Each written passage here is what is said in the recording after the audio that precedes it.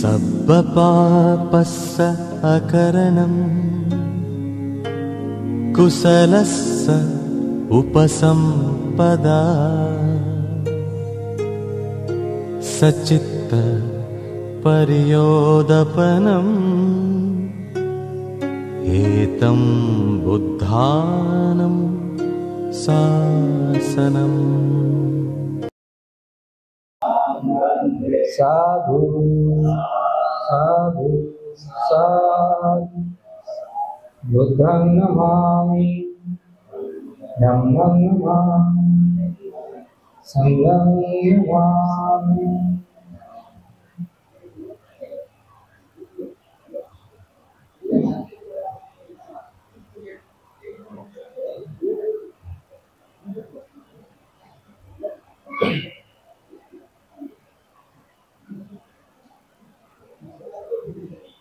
महामुनि महाकारुणिक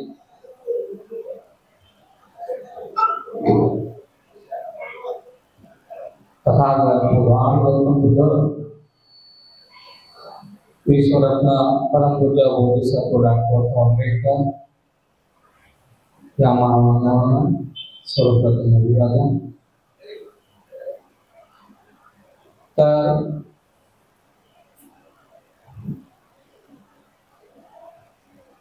काल जो विषय होता, कालचा जो विषय होता तो विषय पाचशिलावर होता, बरोबर आहे? काल आपण पाचशिलावर बोललो है ना, की पाचशील समजायला किती सोपं आहे आणि आचरणात उतरवण्यास किती कठीण आहे, अशा प्रकारे तो काल विषय होता। राजापासून मला सांगितलं की बाबा तुझ्या समजतं ना तेवढं सोपं नाही, हे आपल्या आचरणात उतरवायला खूप कठीण आहे। तर कठीण तोपर्यंत आहे जोपर्यंत आपण शिकत नाही। जसं उदाहरणार्थ घ्या, आपण कधी काळी सायकल शिकलो असेल, आता ट्रायसिकल निघले आहे, अगोदर ट्रायसिकल नव्हत्या। अगोदर त्या दंडेवाल्या सायकल आलेल्या, बाजीराव सायकल वगैरे असं काही म्हणायचं नाही का, त्या होत्या। तर ती सायकल प्रथम जेव्हा आपण शिकायला जातो तर तेव्हा थोडंसं कठीण वाटते है ना। हँडल सांभाळायचं की पैडलवर एक पाय त्या पायडलवरती ठेवून एक पाय असा करत चालायचं। पहिले सायकल शिकायची असली तर अशा प्रकारे एक हात असा दंड्याला पकडायचा, एका हाताने हँडल पकडायचं, दोन्ही हँडल पकडून एकदम त्याला सायकल चालवता येतं, कारण की तो कैची आहे असं ते ट्रँगल, त्याच्यामध्ये एक पाय असा टाकायचा, त्या पायडलवर फक्त असा ठेवा, तो पैडल खाली राहायचा आणि त्याला फक्त तो असाच करायचा। हा पुन्हा दुसरा पाय त्याला ठेवून तो पैडल कधी असा करता येत नव्हतं, पण प्रयत्नाने मग तो सायकल पैडलवर, तो जो पायडल आहे त्याच्यावरती पाय ठेवता येत होता। बरं, पाय ठेवता आलं तर आलं, दोन्ही पाय, एक पाय खाली एक पाय वर ठेवता आलं तर आलं, जमलं थोडस, पण तो पाय तो पैडल असा फिरवता येत नव्हता। तर पहिलं कसं करायचं, असे असे बस एवढी शिकायची। जे अगोदर जे आता वयाचे 50 वर्षाचे वगैरे जे असतील त्या लोकांनी जेव्हा सायकल शिकली असेल या प्रकारे, तर ते फक्त असेच करायचे। तो कधी पाय असा येतच नव्हता आणि मग तो हळूहळू ते असं करता असा करायचा। हा असा करून एक हात असा करायचा, एका हाताने हँडल सांभाळत असा चालायचा। असं करता हळूहळू त्याला पूर्ण असा पाय मारायला जमलं, मग चांगल्या प्रकारे मारायला लागला तो। पण हात मात्र एक दंड्याला इकडे असा पकडून ठेवायचा। नंतर हळूहळू तो हात दंड्याच्या हँडलवर गेला, दोन्ही हँडलवर गेल्यावरती ब्रेक मारायला थोडा त्रास द्यायचा कधी कधी, तर निमकुठे यापून द्यायचा, कुठं ढकलून द्यायचा, कुठे ठोकून द्यायचं.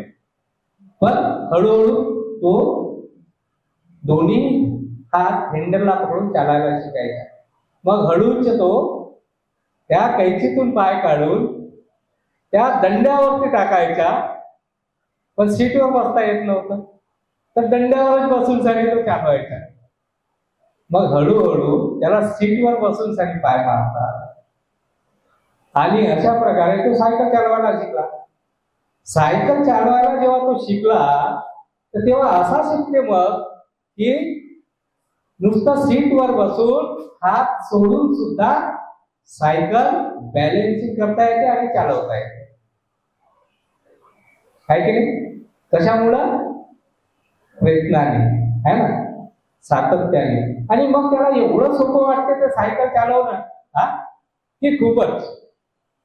तर तशा प्रकारे ही शिलाई आहे. पहिल्यांदा जेव्हा आपल्याला आपण या शिलाचा समजा संकल्प करतो की मी 5 शील पालन करेल, थोडं कठीण जाते, थोडं काही दिवस कठीण जाते, पण नंतर हे शील पालन करणं लय सोपं वाटतंय, सोपं जाते.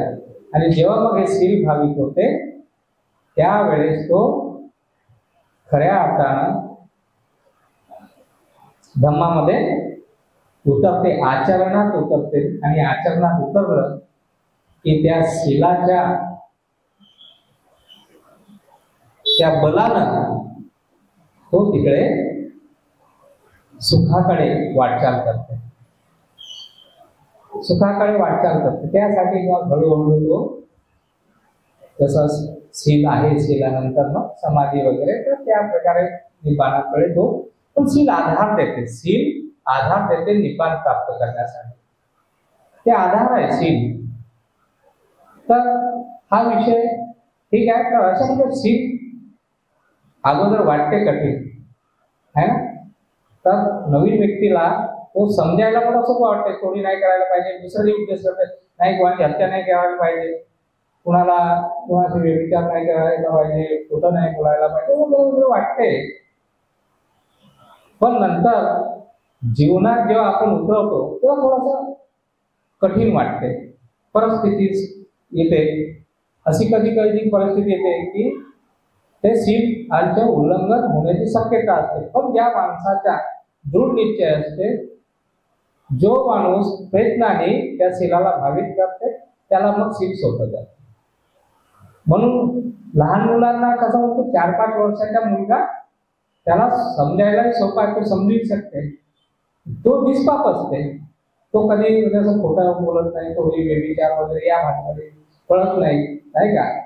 तर नशापट्टीमध्ये तो राहत नाही, ते ठीक आहे 4-5 वर्षाचा मुलगा. पण त्याला प्रज्ञा, शील धारण करण्याची प्रज्ञा नसते. हळूहळू माणसाला हे तसंच असते, त्या लहान मुलासारखं असतं. पहिल्यांदा समजते, पण आचरणात उतरवण्यासाठी कठीण जाते. तर सायकलचे एक उदाहरण होतं की शील कोणी म्हणतात कठीण जाते, काही कठीण नाही. प्रयत्नाने, संकल्पाने शील पूर्ण करता येते, आपल्या जीवनात उतरवता येते. आणि ज्याच्या जीवनामध्ये त्यांनी निब्बाण प्राप्तही केलं नसेल, निब्बाणाच्या त्याला इच्छा जरी झाली नसेल, पण हे 5 शील जेव्हा तो पालन करते ना, 5 शीलाचे काटेकोरपणे पालन करते, असं सुख त्याला प्राप्त होते. असं सुखच त्याच्या मागे लागते. कशा प्रकारे सुख लागते? कारण शीलवान माणसांच्या सर्वात प्रथम काय की त्याच्या कसल्या प्रकारची हानी होत नाही. शीलवान माणसाची, त्याचा जो पैसा आहे तो उधळ इकडे तिकडे व्यसनावर, याच्यावर, नाच गाण्या तमाशावर खर्च होत नाही, आमोद प्रमोदावर खर्च होत नाही. उचित ठिकाणी तो पैसा खर्च करत असते. आणि म्हणून त्याची जी खर्च करण्याची ती खर्च जो होते तो कमी असते आणि आवक जास्त असते, म्हणून त्याची संपत्ती वाढते. शील पालन केल्याने, अशा प्रकारच्या कसल्याच प्रकारचे कृत्य न केल्यामुळे मानसिक आणि शारीरिक आरोग्य सुद्धा त्याला लाभत असते. आणि माणसाला शरीराचेच आरोग्य नाही, तर महत्वाचे आहे मानसिक आरोग्य सुद्धा. आणि भगवान बुद्धाचा हा जो धम्म आहे, भगवान बुद्ध हे जे आहेत ते एक प्रकारचे चिकित्सक आहेत, वैद्य आहेत. कशाचे आहे? मनाचे, मानसिक. म्हणजे या मानसिकतेला म्हणजे मनाचे जे विकार आहेत, मानसिकता, जे वाईट प्रकारची मानसिकता आहे, या विकारावर, या विकारांच्या ऑपरेशन करणारे, या मनाला, बिघडलेल्या मनाला, वाईट मनाला, रोगी मनाला सुधरवणारे बेसेंचे गुरु आहेत. तर तर या शिलामुळे मानसिक आणि शारीरिक लाभ सुद्धा होते. शील पालन करणाऱ्या व्यक्तीच्या तू जेव्हा पण कधी जिथे कुठे जाईल त्याच्या मान सन्मान आदर सत्कार होत असतो. लोक त्याला बसायला आसन देतात, त्याला पहिले खुर्ची देतात. तो आला, असा सिलवान माणूस आला की समोर ज्यांच्या घरी तो जाते त्यांनाही आनंद होते. त्यांच्या प्रती कसल्याच प्रकारच्या वाईट कृतीचा नाही, खोटं बोलणारा नाही, चुकीचाळी निंदा करणारा नाही, सत्य बोलणारा आहे, उर्दू बोलणारा आहे, अशा प्रकारे चोरी करत नाही, व्यभिचारी नाही, मादक पदार्थांचं सेवन करत नाही, अशा प्रकारे आणि कसल्या प्रकारच्या त्याने जीव हत्या पण सुद्धा करत नाही. तसा व्यक्ती सर्वांचा मित्र बनते. अशा व्यक्तींची कीर्ती ही दिवसांदिवस वाढत जाते. भगवान बुद्धांनी या शिलाला जसं सुगंधाच्या, जसं आता समजा अगरबत्ती आहे किंवा कोणता सुगंध आहे, तो त्या सुगंधाच्या त्या फुलांचा सुगंध असो की एखाद्या अत्तर वगैरे जे काही परफ्यूम वगैरे आहेत त्यांचा सुगंध जो असतो तो कोण्या दिशेने जातो? हवेच्या दिशेने वाहतो. पण सिलवान माणसाचा हा जो सुगंध आहे, ही जी कीर्ती आहे, ही चारही दिशामध्ये व्यापते. म्हणून शिलामध्ये खूप सुख आहे. शील पालन करण्यात खूप सुख आहे. ज्याला सुख प्राप्त करायचे असेल, संपत्ती प्राप्त करायची असेल, आदर मान सन्मान प्राप्त करायचा असेल, निरोगी राहायचे असेल, मनाचाही रोग नसला पाहिजे, तर निरोगी मन सुद्धा हे या 5 शिलामुळे होत असते. आणि अशामुळे तो जगत असताना सुखाने जगते, झोपत असताना सुखाने झोपते, उठत असताना सुखाने उठते आणि कोणतंही कार्य तो उत्साहाने करते. अशा माणसाला कोण्या गोष्टीची कमी पडत नाही. तो सदैव सदा सर्वदा आनंदित राहते, निर्भय राहते. कारण कसल्याच प्रकारचा दोष न केल्यामुळे तो जिथे कुठे जाईल तो निर्भयपणे जात असते. कारण की त्याच्यावरती कोणताच कलंक राहत नाही. त्याने कुणाची हत्या केली नसल्यामुळे माझी कोणी हत्या करेल अशा प्रकारचं त्याला भय राहत नाही. मी कुणाची निंदा केली, मी कोणाला वाईट बोललो तर मला वाईट बोलतील, पण सिलवान मग कुणाची निंदाही करत नाही, कुणाला वाईटही बोलत नाही, कठोर बोलत नाही. तर त्याच्याशी लोक प्रेमाने आणि स्नेहाने आपुलकीने बोलत असतात, मैत्रीयुक्त चित्ताने बोलत असतात. म्हणून हा जो सिलवान माणूस आहे तो निर्भय राहते, निशोक राहते, निष्कलंक राहते आणि त्याच्यावर कसल्याच प्रकारचा कुठलाही आळ येत नाही आणि मान सन्मान तर त्याच्या वाढतच राहते. म्हणून शील धारण करणारा माणूस निर्भय, निशोक आणि निष्कलंक राहते. आणि निर्भय, निष्कलंक असल्यामुळे तो जिथेही कुठे जाईल त्याने जर विचार केला की मला ध्यान भावना करायची आहे, समाधी करायची आहे, मग तो जंगलात गेला का, पहाडात गेला का, दऱ्या खोऱ्यात गेला का, वाळवंटात गेला का, कुठेही गेला तरी त्याची समाधी सुखद लागते. कारण की त्याच्या मनामध्ये शीलाची काय असते? शीलाची शक्ती असते, शीलाची ऊर्जा असते आणि या शीलामुळं तो व्यक्ती समाधी मार्गाचा अभ्यास करू शकतो.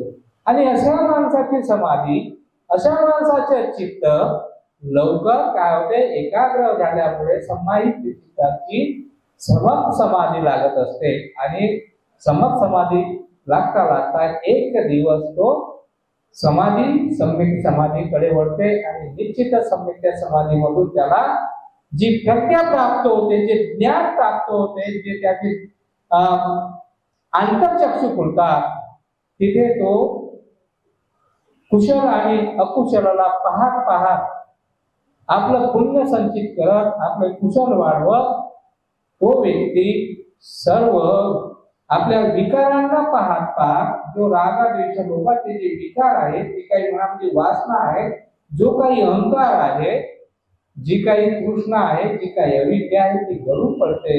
आणि ही गळून पडल्यामुळे त्या प्रज्ञेमुळे हे सर्व गळून पडते.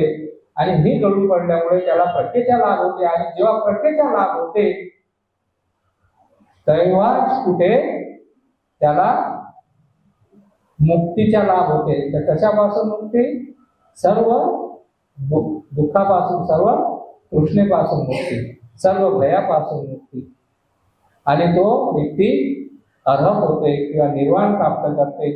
आणि जर नाही केलं तर कमीत कमी श्रोतापन्न तर या जन्मात निश्चित असू शकते. तर अशा प्रकारे श्रोतापन्न होणं, याचा अभ्यास करत करत श्रोतापन्न होणं ही मोठी एक उपलब्धी आहे.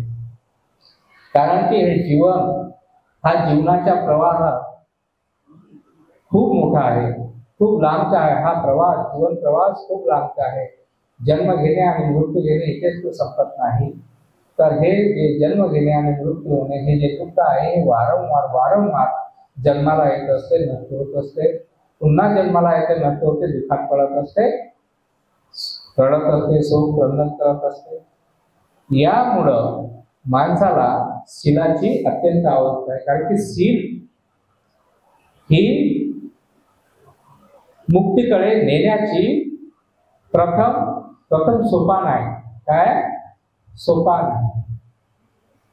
ठीक आहे. मग माणसाने शील धारण करण्याचा प्रयत्न केला पाहिजे. आता शील म्हणजे काय? तर आता जसं आपण म्हणलो ना, पानाती पाता वेरमणी, याला भाषण कसं करायचं? पानाती पाता वेरमणी सिक्खापदं समादयामि. आपण म्हणतो जीव हत्या करायची नाही, प्राणी हिंसा करायची नाही, मी जीव हत्या करणार नाही, मी प्राणी हिंसा करणार नाही, अशा प्रकारची काय करतो? शिक्षा ग्रहण करतो. हे प्रतिज्ञा करतो, नाही का? मग मी प्राणी हत्या करणार नाही, जीव हत्या करणार नाही. मग एखादा शहाणा माणूस आला, आपण सांगितलं की याचा अर्थ काय होते? पानाती पाता वेरमणी असा प्रकार, याचा अर्थ होते जीव हत्या करणे नाही, प्राणी हत्या करणे नाही. मग एखाद्याने विचारलं तर मग काय करायचं जी? काय केलं पाहिजे? काय केलं पाहिजे असं सांग. विचार, प्रश्न उत्पन्न झाला, काय उत्तर द्या? जर जीव हत्या करणार नाही, प्राणी हत्या करणार नाही तर काय करणार? तर काय उत्तर द्याल? तर मी सर्व प्राणी मात्रावर दया करील, मैत्री करील, प्रेम करील. मग ज्या माणसाच्या मनामध्ये दया आहे, मैत्री आहे, प्रेम आहे, असा व्यक्ती दुसऱ्यांच्या जीवाला दुसऱ्यांच्या प्रमाणे आपला प्राण समजतो. ज्याप्रमाणे आपण, ज्या कोणी माझा प्राण घेण्याचा प्रयत्न केला किंवा माझं प्राण घेतलं तर मला काय होईल? दुःख होईल. तसंच आपण इतर कुठल्याही पशु पक्षी प्राण्यांच्या, मनुष्याच्या वध केला तर त्याला काय होईल? दुःख होईल, आहे की नाही?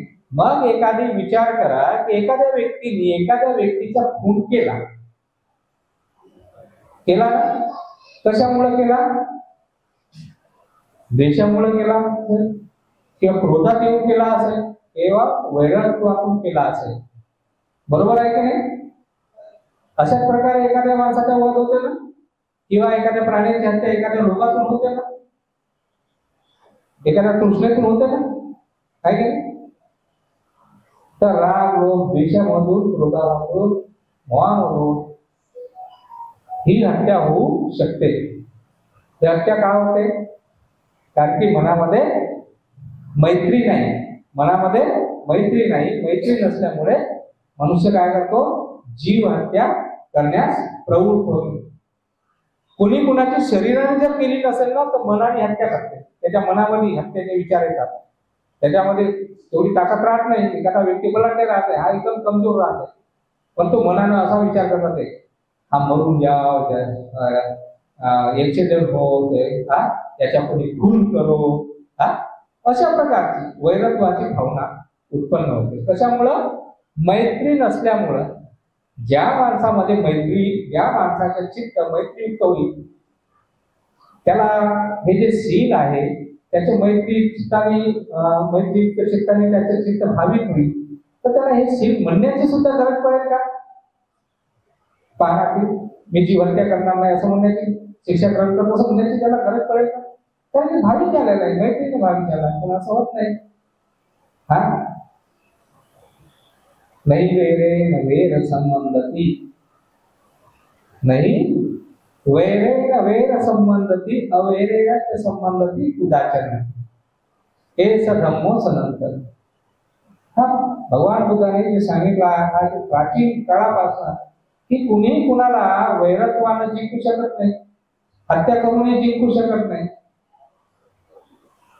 तर कुणालाही जिंकायचं असेल तर कशाने जिंकता येते?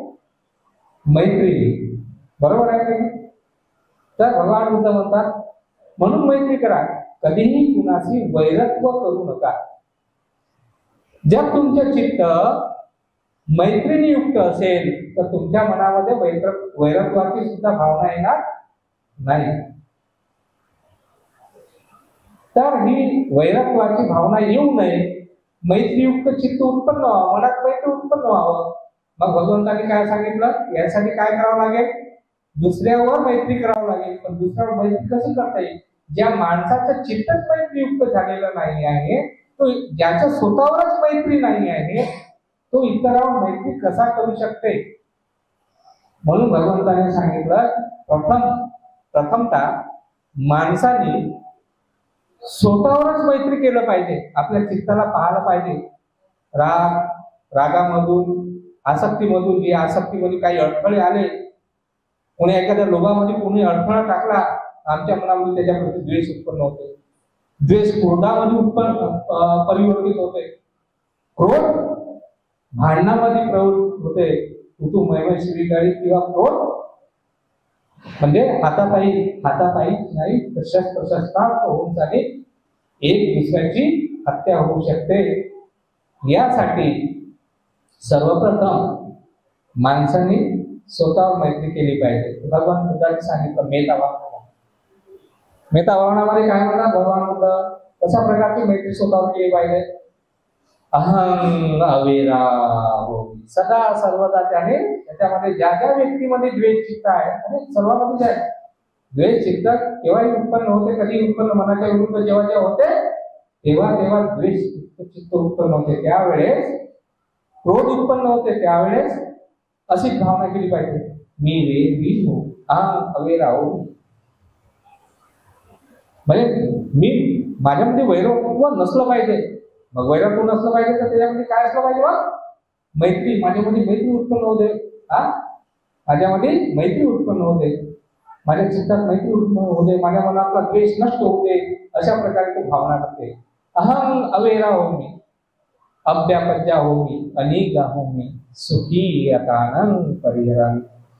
जेव्हा मी वेरवीन होईल, द्वेषवीन होईल, क्रोधवीन होईल, आणि हे जर माझ्यामध्ये वेर राहणार नाही, द्वेष राहणार नाही, क्रोध राहणार नाही, कसल्या प्रकारचा संताप राहणार नाही, माझं मन जळणार नाही, माझे चित्त जळणार नाही, मी बेचैन होणार नाही, मी उद्विग्न होणार नाही, तेव्हा मला सुख प्राप्त होईल. तेव्हा मला काय प्राप्त होईल? सुख प्राप्त होईल. अहं अवेरा होमी, अव्यापज्या होमी, सुखी आता. मला सुख प्राप्त झालं पाहिजे. माझ्या मनामध्ये द्वेष येऊ नये, माझ्या मनामध्ये क्रोध येऊ नये. असं करता करता तो कधी ना कधी कुठून ना कुठून कोणत्या ना कोणत्या आसक्तीने, कोणत्या ना कोणत्या लोभामुळं उत्पन्न होतच असते. आणि ते होत जेव्हा असते तेव्हा माणसाने त्याला माझ्यामध्ये क्रोध उत्पन्न होत आहे हे पाहता आलं पाहिजे, हे जाणता आलं पाहिजे. माझ्यामध्ये द्वेष उत्पन्न होत आहे हे जाणता आलं पाहिजे. ज्याला जाणता येईल तो थांबवू, आणि ज्याला होतच राहणार नाही तो काय करेल?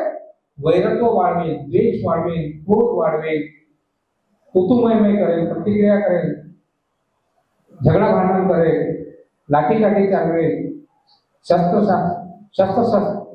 चालवेल, बंदूक चालवेल, गोळ्या मारेल, तोफ चालवेल, काही करू शकते. म्हणून माणसाने याचा अभ्यास करायचा असतो. अहम अवेराव, मी अज्ञापाच्यावर, मी सुखी हो, मी माझ्यामध्ये मैत्री उत्पन्न हो, माझ्यामधला द्वेष गळून पडो, माझ्यामधला राग क्रोध गळून पडो, माझ्यामधलं वैरत्व गळून पडो, सर्व सुखी हो, मी सुखी हो, अशा प्रकारे त्याने भावना केली पाहिजे. तर प्रथम स्वतःवर मैत्री, आणि जेव्हा जेव्हा मग तो अशी भावना करत करत एक दिवस निश्चितच तो स्वतःवर मैत्री करायला लागतो. जेव्हा तो स्वतःवर मैत्री करायला लागते तर त्याला सर्वच ज्यांच्याकडे पाहते ते मित्रच वाटतात, शत्रू कोणीच वाटत नाही. आणि असं करता करता स्वतःवर मैत्री पूर्ण झाली की मग त्या माणसाने आपला कोणी जवळचा असेल त्याच्यावर मैत्री केली पाहिजे, मग एकावर मैत्री केली पाहिजे, मग दोन लोकांवर मैत्री केली पाहिजे. तर दोन लोकांवर कोणावर? ज्याच्याशी पहिलं वैरत्व होतं तर तोही वैरीण हो, द्वेषीण हो, क्रोधीण हो, व्यापारीण हो, सुखपूर्वक तो आपलं संरक्षण करो, अशा प्रकारे त्यांनी भावना केली पाहिजे. तर एकच नाही तर दोन लोकांवर कशी भावना केली पाहिजे.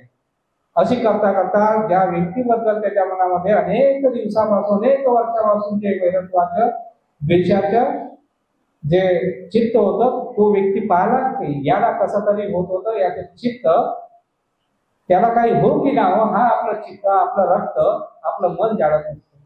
म्हणून जो वैरत्व करते, ज्याच्यावर करते त्याचं तर काही नुकसान होत नाही, पण ज्याच्या मनामध्ये वैरत्वाची भावना होत असते तो ह्या द्वेषा अग्नीमध्ये, क्रोधा अग्नीमध्ये जळत असते, वैरत्वाच्या अग्नीमध्ये जळत असते आणि स्वतःच्याच तो नुकसान करत असतो.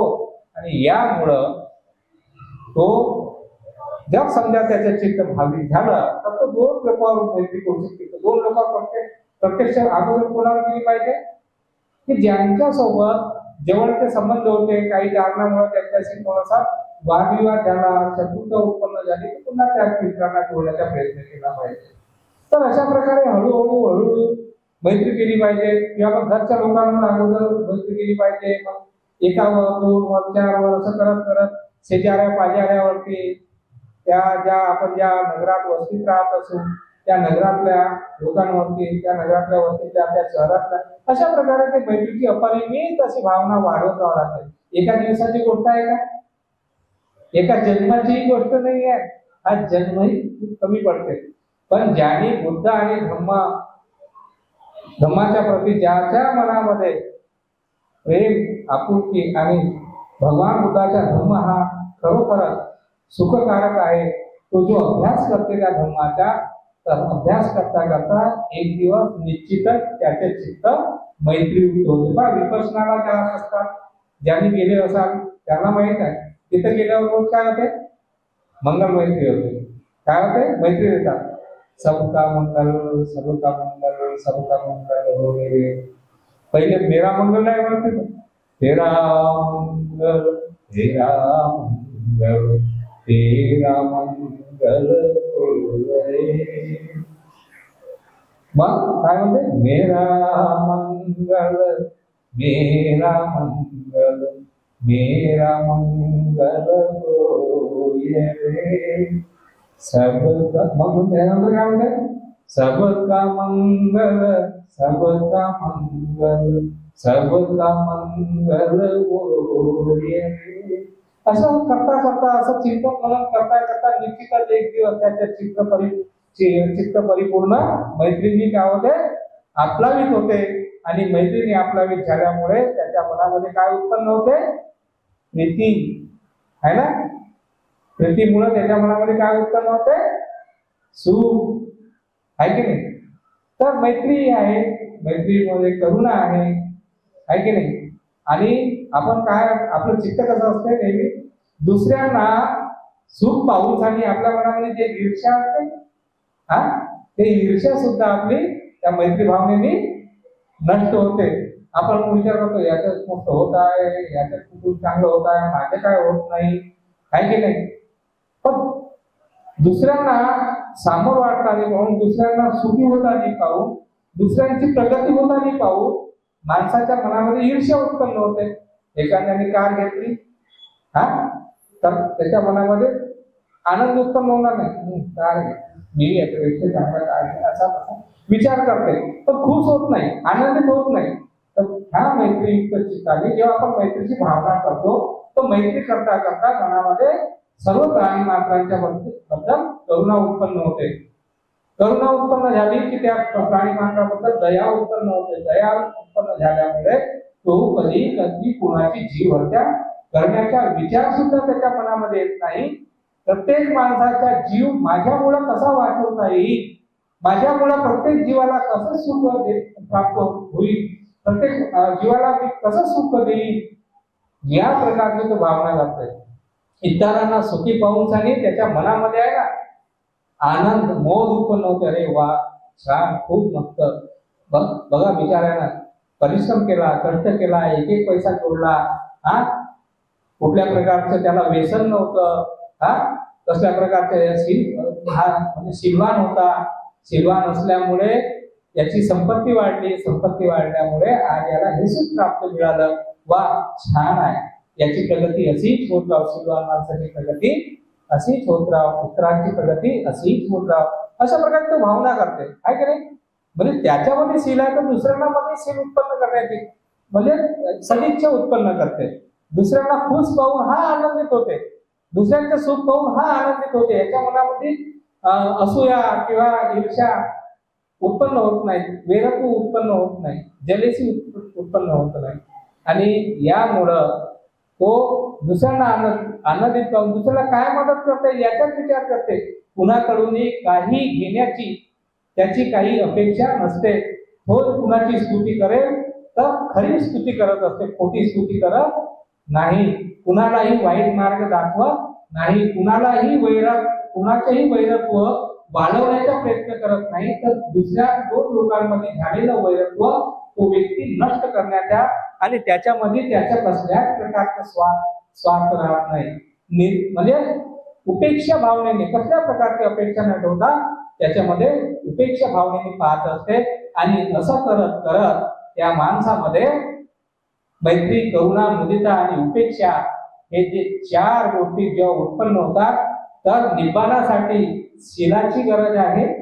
आणि शीलामध्ये हे चार मैत्री ब्रह्मविहार येतात, याला चार ब्रह्मविहार म्हणतात. या ब्रह्मविहाराचा त्याने जरी सातत्याचा अभ्यास केला तर या चार विहाराला भावित केल्यामुळे तो निर्वाण पद प्राप्त करू शकते. एवढं मोठं बल तुमच्या या शीलामध्ये आहे. कुठलं शील होत आहे? पहिलं शील कोणतं शील आहे?